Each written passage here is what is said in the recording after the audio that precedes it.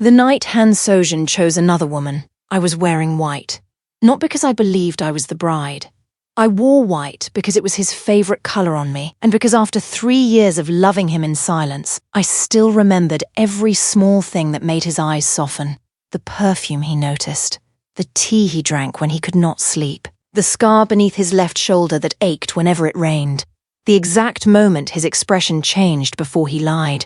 I knew Han Sojin better than the people who carried guns for him, better than the relatives who shared his name, better, perhaps, than he knew himself. But when I entered his engagement party on the 42nd floor of the Grand Hyatt Seoul, he looked through me as if those 3 years had never happened.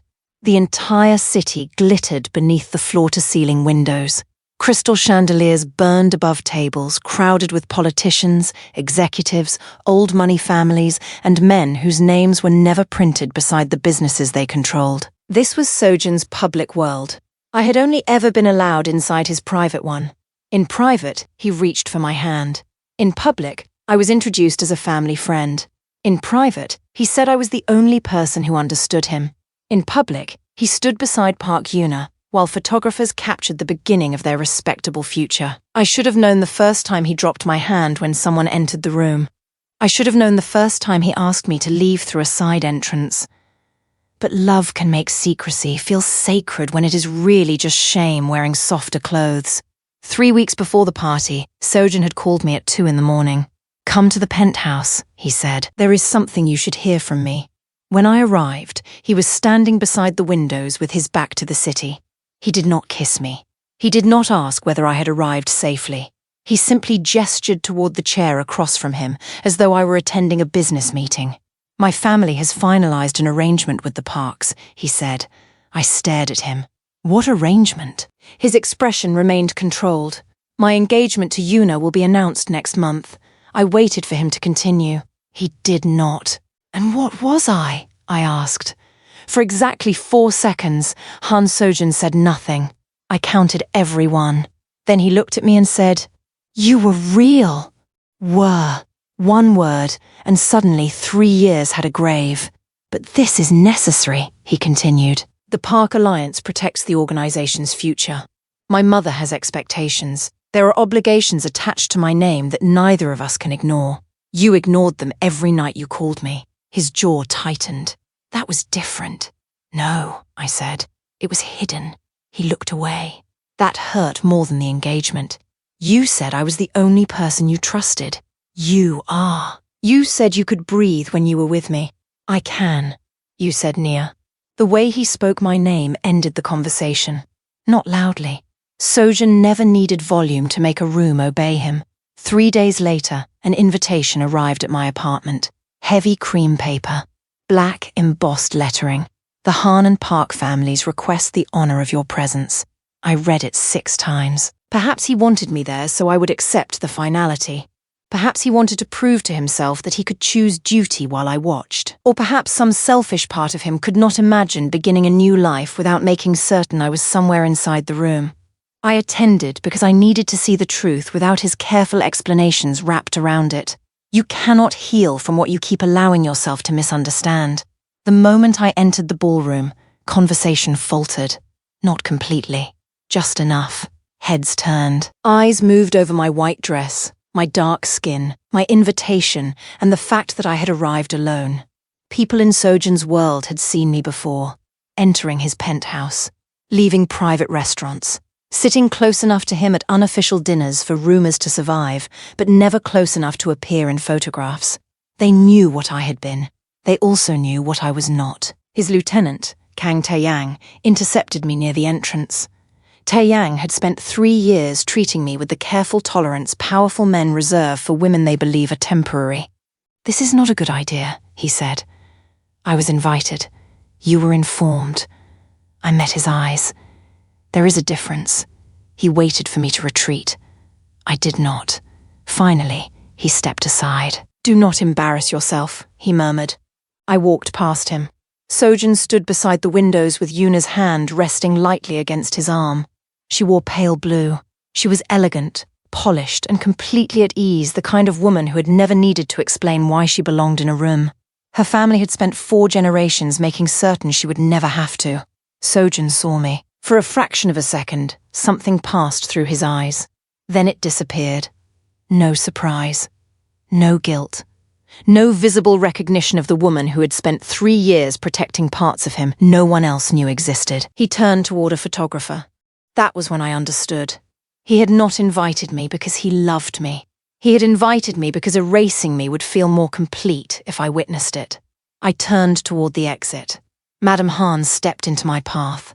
Sojin's mother was 63, immaculate and rigid, with a voice sharpened by decades of never being challenged. "I do not know what you imagined you were to my son," she said. Her voice was loud enough for the nearest guests to hear. Several conversations stopped. I remained still. "But you should understand something before you leave. Women like you often mistake the attention of a powerful man for a permanent decision. Women like me." She left the meaning hanging between us so no one could accuse her of saying it plainly. "Sojin has responsibilities," she continued, "to his family, to his bloodline, to a legacy that existed long before you entered his life." I looked toward him. He was watching. "Whatever affection he showed you privately," she said, "does not change the distance between your world and ours." The room had become silent.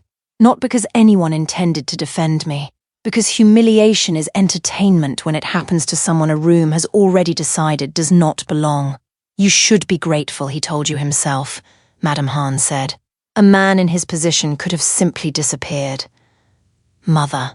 Sojin's voice came from behind her. For one foolish second, hope moved inside me. He approached slowly and stopped at his mother's side. He did not stand beside me. He did not ask her to apologize. He did not tell the room that I had spent 3 years holding together pieces of his empire none of them knew had ever been in danger. He looked at me with the same expression he used when ending a negotiation. "You should go," he said. "This is not a place for you." The first laugh came from somewhere behind Taeyang. Soft. Then another voice. She actually came wearing white. A woman near the second table whispered. Maybe she thought he would change his mind. Someone else answered. He kept her because she was convenient. Taeyang did not lower his voice. 3 years following a man who never chose her. I looked at Sojin. He heard them. He let them continue. That was the moment the love ended. Not when he became engaged. Not when his mother insulted me. It ended when he saw me standing alone in a room full of people enjoying my pain and decided his silence was worth more than my dignity. I did not cry. I have never cried in front of people who would consider my tears proof that they had measured me correctly. I looked at Madame Han, then Taeyang, then Yuna. Finally, I looked at Sojin. "Enjoy your evening," I said. I walked out with my shoulders straight. The elevator descended 42 floors in complete silence. At the 20th floor, my knees began to shake. At the 12th, I placed one hand against the wall. At the 5th, I closed my eyes and heard my father's voice from years earlier. Never make permanent decisions while someone else is enjoying your humiliation. When the doors opened, I stepped into the lobby. I did not look back. But before leaving the hotel, I made myself one promise. Every person in that room will remember tonight, not as a threat. As a commitment to the woman I would become next. Because the people upstairs did not know what I had done for Han Sojin. They did not know that 1 year earlier, his organization had been 6 weeks from regulatory exposure that could have dismantled everything his family had built. They did not know I had used relationships from my father's network to stop it. 1 call to Accra, 3 meetings in London. A favor collected from someone who had owed my family for 15 years. 40 years of political capital spent in a single week. I never told Sojin. I did not save him for praise. I saved him because I loved him. He believed his empire had survived through his own intelligence. He had no idea the woman he had just ordered out of his engagement party was the reason it still existed. Before we go any further, I need you to do something. If you have ever watched a loyal woman get treated as disposable while everyone benefited from what she gave, comment, "I see her." Do not scroll past this quietly. Somewhere, a woman is listening who has been made to feel invisible for years. Let her open these comments and discover she is not alone. And subscribe now, not for me, but because stories about women rebuilding themselves only reach the women who need them when people like you refuse to stay silent. That night was 2 years ago. They thought it was my ending. It was the night I began building theirs. The most dangerous thing in the world is not an angry woman. Anger is loud. Anger reveals where it plans to strike. The most dangerous thing is a patient woman who has stopped explaining herself. 3 days after the engagement party, I left Seoul. I did not return to the apartment in Itaewon, where Sojin had visited me after midnight and left before sunrise. I went home. Accra welcomed me with gold morning light, red earth and air that smelled like rain arriving from the coast. My father found me sitting alone on the veranda on my 3rd morning. Charles Osei was 71 and had spent 4 decades building relationships across governments, banks, ports, development institutions and private capital networks on 3 continents. He never advertised power. People who possessed the real kind rarely did. He sat across from me and poured tea. For several minutes, he said nothing. Then he asked, "What do you need?" Not what happened, not whether I was all right. My father knew I would speak when I was ready. I told him everything. The engagement, the invitation, Madame Han, the laughter, Sojin turning away. When I finished, he remained quiet. "You could leave this behind," he said eventually. "You could build something extraordinary without touching a single part of his world." "I know, but that is not what you came home to do." "No." He studied me. "Is this punishment? Accountability? Those words can become the same thing if you are not careful." "I know. What does the life beyond this look like?" I answered immediately. "My own institution. Clean capital. Developments that do not rely on inherited access. Investments across Africa and Asia. A company that still exists when Han Sojin is only a line in its history." My father nodded once. "Then you are not trapped." He placed his cup down. "We build properly. No shortcuts. No illegal methods. No reckless destruction. When you return to Seoul, you will not return as a wounded woman asking them to reconsider your value." His eyes held mine. "You will return as something they do not have a category for." Obsidian Capital was registered 8 months later. The first investors came through my father's network, but the strategy was mine. I had spent 3 years listening while Sojin discussed acquisitions beside me as though I were furniture. I knew the expansion corridors he wanted. I knew which partnerships depended on personal loyalty rather than binding agreements. I knew which properties his organization needed to control before approaching certain international institutions. Most importantly, I knew what he underestimated: visibility.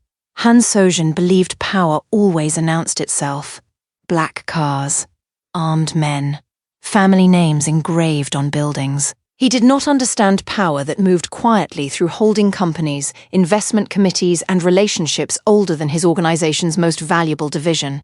For 14 months, Obsidian Capital acquired everything his team intended to approach next: a Mapo development parcel, a logistics stake in Incheon, commercial property in Hannam, a hospitality consortium he believed was still undecided. One by one, doors began closing before his people arrived. Each loss had a reasonable explanation: a stronger offer, a change in development strategy, a partner choosing international financing. Nothing could be traced directly to me. That mattered. I did not want Sojin to fear a ghost forever. I wanted him to understand exactly who had been standing in front of him the entire time. But first, I needed him uncertain. Uncertainty makes powerful men reveal information certainty keeps hidden. 18 months after the party, one of my sources sent me a recording from an emergency meeting at Han Organization headquarters. Sojin's voice was controlled. "Who is Obsidian Capital?" Silence. "Why are they present in every corridor we have identified for expansion?" No one answered. Taeyang finally said, "We have confirmed international capitalization, but the ownership structure is layered. No visible principal. Find one. We are trying." "No," Sojin replied. "You have been reacting. I told you to investigate." I stopped the recording. For 18 months, I had imagined what that moment might feel like. I expected satisfaction. Instead, I felt calm. The kind that arrives when the last piece of a mechanism locks into place. One move remained before I let him see my face. The Yawido property was the foundation of Sojin's next empire. 300,000 square feet overlooking the Han River. His proposed luxury hotel, private residences and members-only business club would have transformed the Han organization from a feared local institution into an internationally respectable development group. He had spent 8 months negotiating the acquisition. His team believed the closing meeting was a formality. They arrived at 10 in the morning. I was waiting in the lobby. Cream suit, black heels. Obsidian's acquisition documents in my hand. Taeyang entered first with 3 attorneys behind him. He walked 6 steps before recognizing me. Then he stopped. His expression shifted through confusion, memory, and disbelief. You. Nia Osei, I said, Chief Executive of Obsidian Capital. His eyes dropped to the folder. Then back to my face. You are Obsidian? I believe your team is here regarding the Uedo property. We are finalizing the acquisition.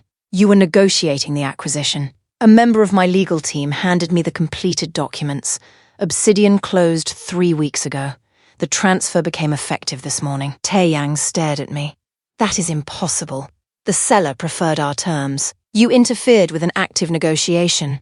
No, we made a better offer. His composure cracked. Call Sojin, he told one of his men. I expected you would. Han Sojin arrived 19 minutes later. The lobby changed when he entered. It always had.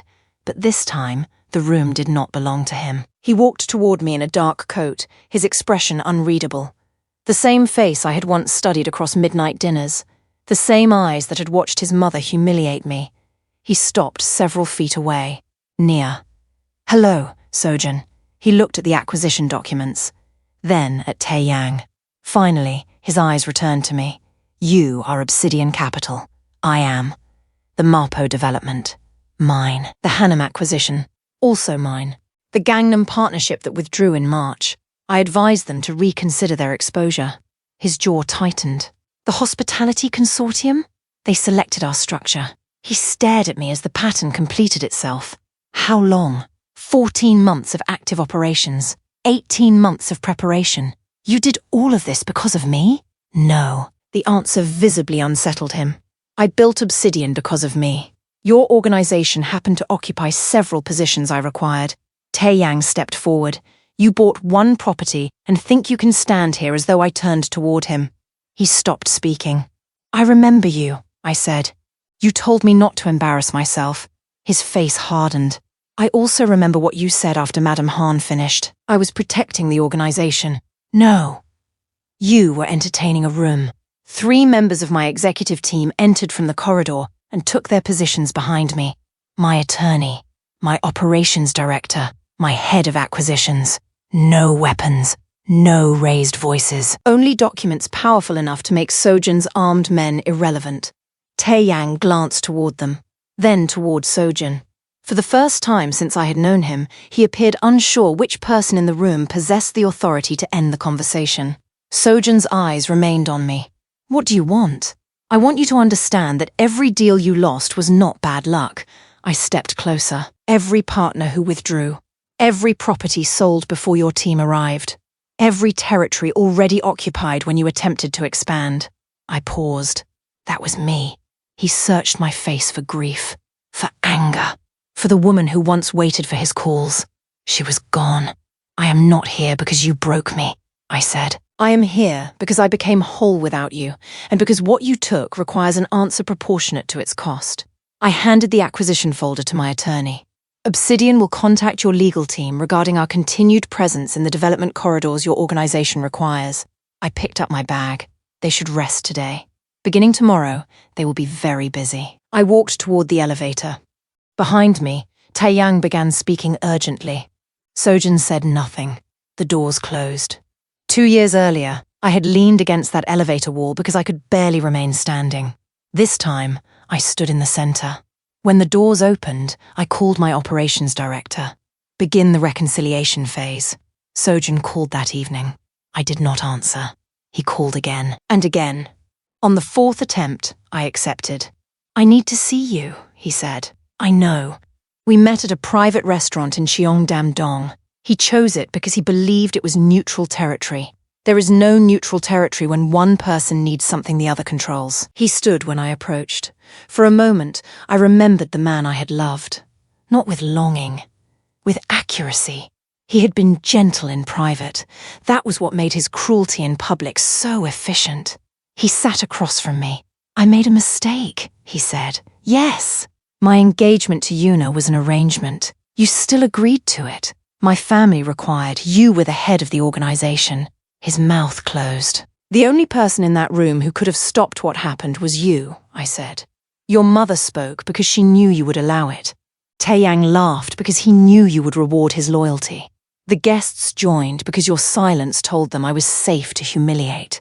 His eyes lowered for half a second. "I thought I was protecting what my family built. You protected it from the woman who had already saved it." He looked up sharply.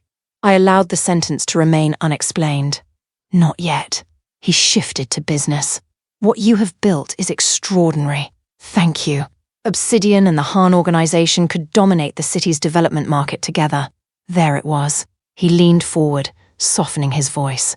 The warmth was familiar. Once, it would have felt like intimacy. Now I recognized it as technique. "We understand each other," he said, "better than anyone else ever could." "No," I replied. "I understood you. You rarely attempted to understand me." Something flickered behind his eyes. Still, I let him continue. He proposed a strategic partnership, joint access to development corridors, shared international financing. Obsidian's clean institutional structure supporting projects the Han organization could not take through conventional scrutiny. He needed my capital, my family's credibility, my relationships. And he believed the shortest path to those things was the woman he had once trained to respond whenever he made her feel chosen. "I will review it," I said. For 3 weeks, I allowed him to believe reconciliation was possible. I attended meetings. I asked questions. I permitted his team to present projections. Each presentation revealed another dependency. A debt facility vulnerable to review. A territory alliance approaching renewal. A hidden reliance on property intelligence originally introduced through my father's network. Taeyang became careless. One of my sources heard him say, "She still loves him. She will fold." I smiled when the message reached me. A man who has never respected a woman's intelligence will always mistake her patience for surrender. At our final meeting, Sojin arrived early. He had already ordered my preferred tea. Jasmine, no sugar. The small detail was designed to remind me that he remembered. He did not understand that memory without respect is only surveillance. "I think we are close," he said. "We are." Relief moved through his expression. "There is something separate from the partnership I need to say." I waited. "I have thought about that night every day." "You should." "I should have stopped my mother." "Yes, I should have followed you." "You did not." "I should have chosen you." I folded my hands. "You are still framing this as a choice between women." He stared at me. "The real choice," I said, "was between integrity and convenience. You chose convenience." He leaned back. For the first time that evening, uncertainty entered the room. I placed a closed folder on the table. "Over the last 3 weeks, your team has disclosed enough operational information for my analysts to complete their map of your remaining dependencies." His face went still. "The debt instruments, the Gangbook Alliance, the MAPO Consortium, your remaining hospitality partners, Nia." I did not attend these meetings to form a partnership. The silence stretched. "I attended them to discover what you had left." His hand tightened around his cup. "You were never going to agree. Did you truly believe that after everything, I was still simple enough to be managed the same way twice?" I stood. "Tomorrow morning, Obsidian begins the final phase." His voice followed me. "You said you were open to a conversation." I was. I looked back. "You gave me exactly the conversation I needed." The collapse did not happen in one dramatic explosion. Real power rarely disappears that way. It leaves piece by piece until the person standing at the center finally notices the room has become empty. At 9 the next morning, the MAPO Consortium announced Obsidian Capital as its strategic anchor. At 11, the bank holding 3 of the Han organization's largest debt instruments issued a formal review notice. At 1, 2 international partners suspended negotiations. At 2, Director Bake entered Han headquarters. For 6 years, the Gangbuk Territory Alliance had been Sojin's most important external partnership.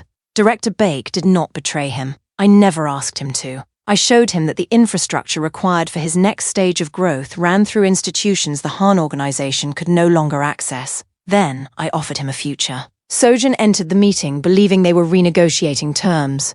Director Baek informed him that the alliance was transferring its primary relationship to Obsidian Capital, effective immediately. I later received the security footage.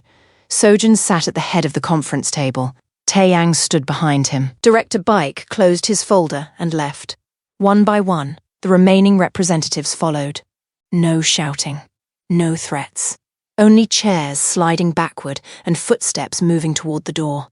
Within 2 minutes, the vast conference room was empty, except for Sojin and Taeyang. The city skyline stretched behind them, the same skyline that had once framed his engagement party. Sojin remained seated. Taeyang waited for an instruction. None came. That was the first time I saw what defeat looked like on Han Sojin. Not rage. Stillness. The paralysis of a man who had spent his life believing rooms emptied because he dismissed people, not because people had discovered they no longer needed him.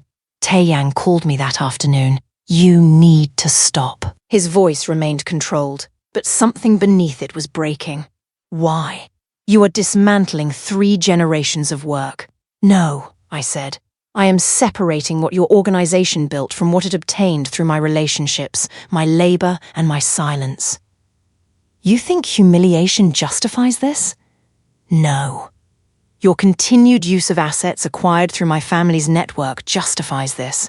You are destroying him. Taeyang, you stood in that ballroom and helped a room destroy a woman because you believed she had no power to answer. He said nothing. You were wrong. I paused. Tell Sojin I will meet him tomorrow. Tell him to bring Yuna. Why? Because she deserves to hear what she was selected for. They arrived at Obsidian's headquarters the following morning. Sojin entered first. Yuna walked behind him. Their engagement had never become a marriage. The public explanation was scheduling. The truth sat in the careful distance between them. I invited them to sit. Then I looked at Yuna. You knew about me. Yes, she said. No denial. No performance. I knew there had been someone. I did not know everything. You knew enough to understand that the engagement required my disappearance. Her expression tightened. Yes, and you knew he did not love you. Sojin turned toward her. Yuna let her finish. Her voice surprised him. I continued. He needed your family's name. The Park lineage provided social legitimacy the Han organization could not purchase, regardless of its influence. Yuna's eyes remained on mine. He selected you for what you represented, I said. The same way he selected me when my relationships and loyalty were useful. That is not what happened, Sojin said. I turned toward him. 3 years ago, your organization was 6 weeks from regulatory collapse. The room became still. An investigation had reached the point where 2 senior officials were prepared to authorize a coordinated action against your financial and property divisions. Taeyang was not present, but I could imagine his expression if he had heard it. I contacted my father. We used a relationship in London to reach an intermediary in Singapore who opened a channel to the appropriate authority. The investigation was redirected, the exposure contained, and your organization survived. Sojin stared at me. You did that? Yes. Why did no one tell me? Because I ensured they could not trace it back to me. Why? I did not want credit. My voice remained level. I loved you. I believed protecting what mattered to you was worth the cost. Yuna turned toward him slowly. She saved your organization. He did not answer. While you were arranging our engagement, Yuna continued, she was protecting you. I did not know. You did not ask, I said. Yuna looked down at her engagement ring. Then she removed it. Sojin's expression changed. Yuna. She placed the ring on the table. I agreed to this because our families called it duty, she said. I believed affection might grow inside obligation. She stood. But I will not remain in an arrangement built on the humiliation of another woman, especially when that woman was the reason there was still an organization for my family to join. She turned to me. I am sorry. I studied her. For what happened in that room, she continued. For knowing enough to question it and deciding comfort was easier. Her apology did not erase anything. But it belonged to her, not to me. I nodded once. Yuna walked out. Sojin did not stop her. When the door closed, he reached across the table. The movement was instinctive. 3 years of muscle memory trying to locate my hand. I moved it before he could touch me. Nia, what happens next cannot be stopped. I did not know what you had done. You knew what I had given. He flinched. You knew I gave you 3 years. You knew I stood beside you when no one else could reach you. You knew I protected your secrets, strengthened your negotiations, and used relationships you never bothered to ask about. I leaned back. You did not need to know the size of my sacrifice to treat me like a human being. His face changed then. Not because he had lost the properties. Not because Yuna had left. Because there was no argument available to him. No obligation. No family expectation. No business calculation. Only the truth. He had accepted everything I gave while refusing to acknowledge me in the one room where acknowledgement would have cost him something. Sojin made one final move. Through unofficial channels, the Han organization began presenting Obsidian as an aggressive foreign entity attempting to seize Korean institutions. It was intelligent. He understood that if he could not defeat my capital, he could attempt to isolate it socially. For 24 hours, the narrative gained traction. Several local partners requested clarification. 2 meetings were postponed. Business reporters began asking whether Obsidian's expansion represented hostile external interference. Then my father arrived in Seoul. Charles Osei rarely traveled for spectacle. His presence meant something required the full weight of his name. At 2 in the afternoon, he stood before the press at the Lotte Hotel. I watched from my office. He spoke for 11 minutes. He described Obsidian's capital structure, its regulatory compliance, its relationships with sovereign wealth funds, central banks, trade institutions and development organizations across 14 countries. Then he placed both hands on the podium. 2 years ago, he said, my daughter used the full weight of this family's political capital to protect an organization in this city from a crisis that would have ended it. Every camera remained fixed on him. She requested no recognition. She permitted no public record. She acted because she loved the man leading that organization. My father paused. Afterward, she stood in a room while his family described her as a woman who did not understand the distance between her world and theirs. His expression did not change. I wished to clarify that distance. The room became completely silent. The Osei network has participated in the financial architecture of this region longer than several institutions currently questioning my daughter's legitimacy have existed. He looked directly into the cameras. My daughter did not enter Han Sojin's world. A pause. She condescended to spend 3 years inside a version of it considerably smaller than the one she came from and infinitely smaller than the one she has since built. By the time the press conference ended, 3 postponed meetings had been restored. The Gangbook Alliance confirmed its transition to Obsidian. The Uido Consortium requested that we take the lead position on the entire development. My operations director called. Han's legal team is requesting terms. I looked across Seoul from my office window. Full withdrawal from the 3 primary corridors. She began taking notes. Transfer of the 2 properties acquired using intelligence introduced through my family's network. And the public narrative? A formal acknowledgement that Obsidian has operated lawfully and independently. He will resist that. He can resist, I said. He cannot refuse. He signed the following Thursday. At 6:17 in the evening, my attorney sent one word. Done. I placed my phone on the desk. For 18 months, I had imagined victory as something loud. A room applauding. Sojin begging. Madam Han watching me take the position she believed I could never hold. Instead, victory arrived quietly. No music, no cheering, only the city beneath my window and the realization that the weight I had carried since the engagement party no longer belonged to me.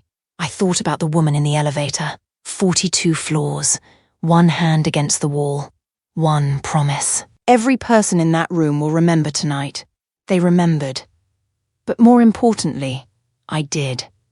I remembered who I had been before Sojin's family tried to define me. He did not create my strength. He revealed the circumstances under which I would finally be forced to use it. I will not thank him for that. Pain is not a gift simply because you survive it. What he did was wrong. It cost me 2 years I will never romanticize. 142 mornings of building through anger before the anger became discipline. Countless nights when I questioned whether my success would still belong to me if too much of it had been shaped in response to him. But I kept imagining the life beyond him. That saved me. Obsidian was no longer a weapon. It was an institution. My institution. The Regional Investment Summit would take place in November inside a building that had once been first on Sojin's expansion list. The Saturday Education Fund I created would provide training and capital to immigrant women building businesses in Seoul. Our next development would include a textile and arts center connecting Korean artisans with designers from Ghana, Nigeria, Kenya, and South Africa. My future had expanded beyond the size of his regret. 3 weeks after he signed the final agreement, Sojin called. I answered. For several seconds, neither of us spoke. What my mother said that night, he began. Sojin. What I allowed, Sojin. He stopped. I do not need your accounting, I said. I have already settled mine. Another long silence. Are you well? He asked. I looked around my office, at the acquisition plans, the textile center proposal. The photograph of my father and me taken the morning Obsidian opened its first office. I am exceptional. I ended the call. Then I returned to work. Because women like me do not wait forever to be chosen. We do not spend our lives competing for rooms that have already decided we are decorative rather than structural. We do not shrink so insecure people can appear larger beside us. We build. We build until the doors once closed in our faces open before we reach them. We build until people who treated our loyalty as weakness are forced to negotiate with the strength that loyalty could have protected. And when they finally understand what they lost, we do not return merely because regret has taught them our value. We keep walking. If you reached this moment, do not leave silently. Comment SHE built her own table so every woman reading knows that rejection is not the end of her story. Someone listening tonight is still sitting in the room where she was humiliated, believing the people who rejected her were correct. Your comment may be the one that reminds her to stand up. And subscribe before you leave. Not subscribing means the next story about a woman choosing herself may never reach the person who desperately needs to hear it. This channel grows only when viewers who believe women deserve dignity refuse to watch quietly and disappear.